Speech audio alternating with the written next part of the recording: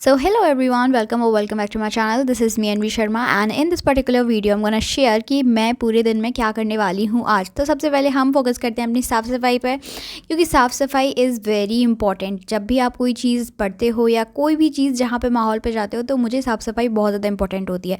तो लैपटॉप को करते हैं बंद क्योंकि इसकी ज़रूरत है नहीं यहाँ पर, और इसके साथ ही हम शुरुआत करेंगे हमारे रिविज़न की प्रोसेस से, जिसमें सबसे पहले मैं पॉलिटी को उठाने वाली हूँ। और किसी भी चीज़ की मैं जब शुरुआत करती हूँ तो बेसिकली मेरा फोकस रहता है कि मैं उसको लिख लिख के करूँ, सो दैट जो पर्टिकुलर टॉपिक रहता है उसकी हेडिंग देख लेती हूँ और उसके बारे में मुझे कितना पता है उसको यहाँ पे राइट डाउन करना शुरू कर देती हूँ। तो here I am gonna share कि मैं फंडामेंटल राइट के बारे में क्या पढ़ रही हूँ। तो बेसिकली ये पार्ट 3 में मेंशन है, आर्टिकल 12 से 35 तक ये दिए हुए हैं। 6 टाइप ऑफ फंडामेंटल राइट हैं जो इंडिविजुअल को दिए जाते हैं 44th कॉन्स्टिट्यूशनल अमेंडमेंट के थ्रू। बेसिकली आपका जो आर्टिकल 31 उसको रिमूव कर दिया गया था। Right to equality, right to freedom, right against exploitation, right to freedom of religion, cultural and the educational right and right to constitutional remedies. Basically इनके बारे में यहाँ पे बताया गया है।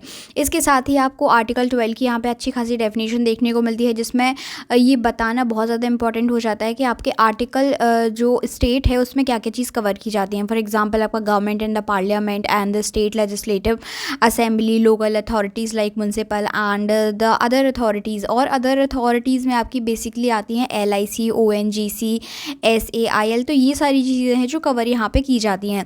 फिर मैं पढ़ते पढ़ते थोड़ा थक जाती हूँ तो फिर मैं ऐसे पढ़ने लगती हूँ।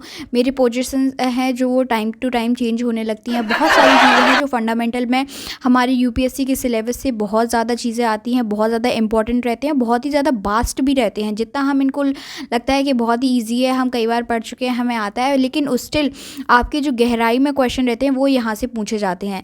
तो हमारा यहाँ पे इसका सिलॉट होता है ख़त्म, यानी कि हम लोगों ने पूरा इसको कर लिया है फंडामेंटल राइट। 3 घंटे की पूरी मेहनत के बाद हम लोगों ने इंडियन जो पॉलिटी में फंडामेंटल राइट्स उसको ख़त्म कर लिया। यहाँ पे थोड़ा मैं रेस्ट लेती हूँ, क्योंकि यार इकट्ठे 3 घंटे बैठना बहुत ही ज़्यादा इजी टास्क नहीं होता है। फिर हम यहाँ पे शुरुआत करते हैं हमारे लैपटॉप के साथ, जहाँ पे मैं पहले तो मेरा मन हुआ कि मैं कुछ पढ़ूँगी, लेकिन फिर मेरा मन है वो चेंज हो गया। लेकिन यहाँ पर मेरे लैपटॉप में भी मेरा नाम है जो यहाँ पर शो होता है अनवी शर्मा के नाम से। सो प्लीज़ लाइक कर लो, फॉलो कर लो और शेयर कर दो मेरे चैनल को। इस अपार्ट फ्रॉम दिस, अगर आप मेरा वो जो रिवीजन प्रोसेस रहती है, टाइम टेबल रहता है, वो देखना चाहते हो तो वो जस्ट सामने लिखा हुआ है। इसके बाद मैं कुछ अपने यहाँ पे डेकोरेशन जो मैंने किए हुए हैं, यहाँ पे भगवान को बैठाया है।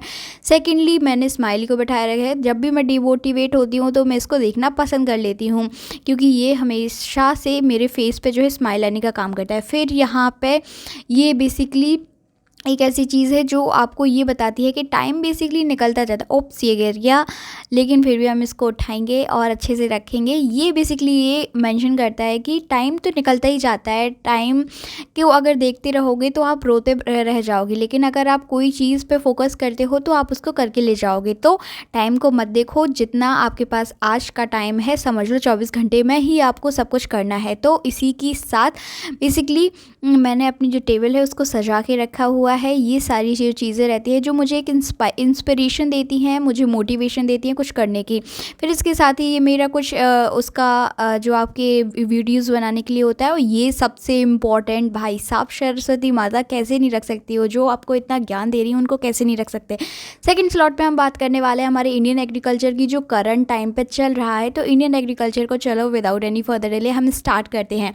जहाँ पे सबसे पहले देखा मैंने कि मैंने बेसिकली किन किन चीज़ों को कवर कर रखा है, जिसमें मैंने basically introduction to agriculture, factor affecting agriculture, type of agriculture practices in India, character and features of Indian agriculture, agriculture growth, share in GVA and challenges, crop seasons and crops and cropping pattern. ये सारी चीज़ें हैं जो cover कर के रखी हुई है मैंने। फिर मैंने यहाँ पे अपनी पढ़ाई शुरू की, उठते बैठते पोजीशन चेंज करते मैंने बेसिकली इसको भी पढ़ा। और आज का जो टॉपिक था मेरा वो था आपका बेसिकली फर्टिलाइजेशन से रिलेटेड कि क्या क्या प्रोसेस हैं, गवर्नमेंट के इनिशिएटिव्स हैं। यहाँ पे हम बेसिकली इसको करते हैं ख़त्म। इंडियन एग्रीकल्चर बेसिकली ख़त्म होता है। अब आता है आपका शाम का पोर्शन, जहाँ पे मैं बेसिकली UPSC की मेंस आंसर राइटिंग करती हूँ और CSET का पोर्शन कवर करती हूँ, और आपके जो PYQs रहते हैं वो कवर करती हूँ। क्योंकि शाम का टाइम एक ऐसा टाइम होता है जहाँ पे आप बिल्कुल ही थक चुके होते हो, स्ट्रेस हो चुके होते हो, और आपका जो नई नई चीज़ होती है उसका पढ़ने का मन नहीं करता, तो रिपीटेड चीज़ रहती है उसका पढ़ने का मन करता है। यहाँ पर मैंने मैंशन किया अपना आंसर, अगर आप लोग देखना चाहते हो तो देख लो। तो आज की वीडियो में बस इतना ही। होप करती हूँ आपको वीडियो अच्छी लगी।